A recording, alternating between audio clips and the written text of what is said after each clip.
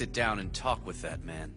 And of course, record the whole interview for full analysis. You mean for your own research? He doesn't interest me that way yet. It'd just be as a resource to help your investigation.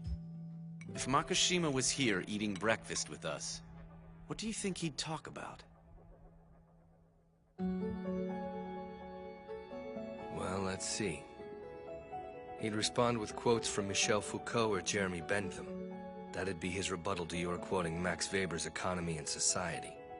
What you call a safe society, I call a prison. Panopticon. A facility that allows you to observe every prisoner at once. Sybil is the worst form, as it lets hundreds control the lives of millions. He might even start quoting from Gulliver's Travels to keep things interesting.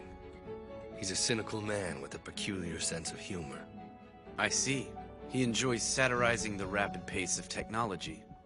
You could say he's a social critic. I'm gonna ask you a personal question now. Do you see similarities between yourself and Makishima?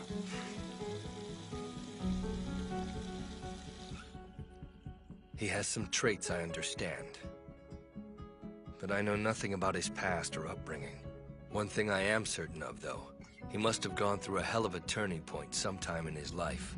A moment where he realized how truly different he is. He can control his psychopaths through willpower alone. Most people would regard that as a great privilege, but Makishima's not most people.